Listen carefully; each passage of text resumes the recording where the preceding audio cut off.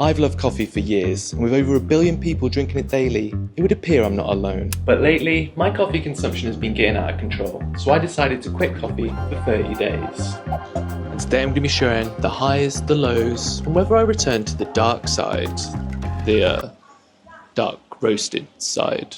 But why even quit coffee? Coffee is promoted as a healthy part of our diet, with claims that it protects against type 2 diabetes, slows down the progression of dementia, and even lowers the risk of cancer. Also, some pretty great people have been known to drink coffee, like Beethoven, Martin Luther King, Britney Spears. And did you know that there's a healthy way to drink coffee? This is a protocol by neuroscientist Andrew Huberman, where he suggests that you don't consume any caffeine for the first 90 minutes of the day. This is to allow our cortisol and adenosine levels to rise and drop naturally. This helps regulate our circadian rhythm, as well as the midday crash. It's also suggested to not drink coffee 8 to 10 hours before you go to bed, as coffee has a half-life of 5 hours. This means that if you drink a 200mg coffee, 5 hours later there will still be 100mg of caffeine in your system. Following these protocols meant that I was front-loading all this caffeine into the start of my day, and I think that's where the problems began. So the day before I decided to quit caffeine, I was struggling with some kind of project, and I ended up drinking like 3 cups of coffee in quite short succession, and it didn't even help me get the work done any better. So I thought, do you know what? This is getting crazy. I need to stop. Now there are 2 methods to quitting caffeine. You can taper off, which is where you slowly decrease the amount of caffeine you consume over time, or you can go for the good old-fashioned cold turkey method. Something I forgot to mention in the video is that I'd actually already attempted to quit coffee twice this year already, and it's because how tough these first few days are that I usually end up quitting.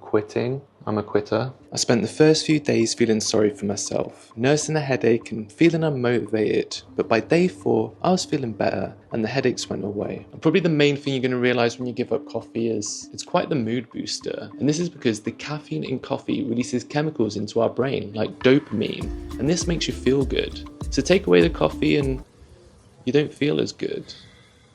I think the hardest part about stopping coffee is that you don't actually experience any positive benefits for the first couple of weeks. And it wasn't until something happened in the 3rd week that I actually experienced my first positive, and it wasn't what I was expecting. So I was filming with my new camera and it somehow popped out of the tripod, flew through the air and smashed on the floor, which you know is a bit gutting. But what surprised me in the moment was that my body just didn't have a reaction and I was actually really calm. If that same event had happened when I was drinking coffee, I could already imagine that my heart would start pounding, my adrenaline would have increased, and I just think it would have been a lot more of an intense situation. This moment made me realise that when I've been drinking coffee, I've been walking around in a heightened state, fight or flight's kicking in when any situation occurs, and that for the past few weeks, I've actually been a lot more calmer and relaxed since I've stopped drinking coffee. This made me ponder that if the rising consumption of caffeine has anything to do with the rising rate of stress and anxiety. Just something to think about. Now, as someone who has struggled with insomnia in the past, my sleep has got better over the years, but I'd still have the occasional night where I struggle to get to sleep, or I wake up in the middle of the night and can't get back to sleep. However, since giving up coffee, as soon as I get into bed, I'm asleep, and I haven't been waking up in the night, well,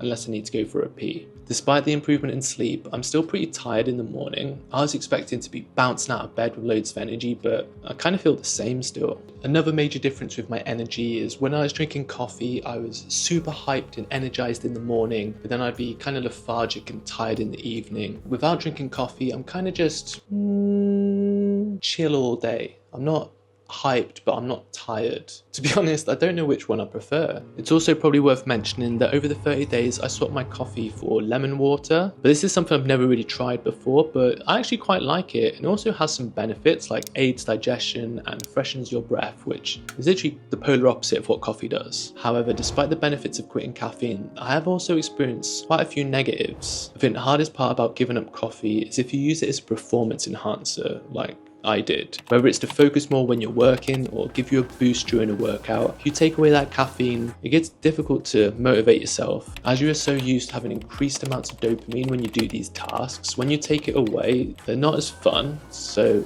It's hard, and it's something that even after 30 days, I'm still not used to. Also, if you use caffeine as a fasting tool or an appetite suppressant, you're going to find it a lot more difficult when you take that away. As someone who's intermittent fasted for years, I've actually started eating breakfast at breakfast time, and I actually think I've gained a few pounds over the past 30 days eating when I'd usually drink coffee. And finally, and most importantly, let's not forget, coffee tastes good and makes you feel good. And I don't know if you're like me, but I like feeling good. So the big question you've all been waiting for, am I drinking coffee again? I actually don't know. I don't think 30 days is enough time to feel the benefits from quitting coffee. I've drank coffee for over a decade, so I think it's probably going to take longer than 30 days for me to feel normal again, or whatever normal is. Maybe normal is just feeling tired all the time.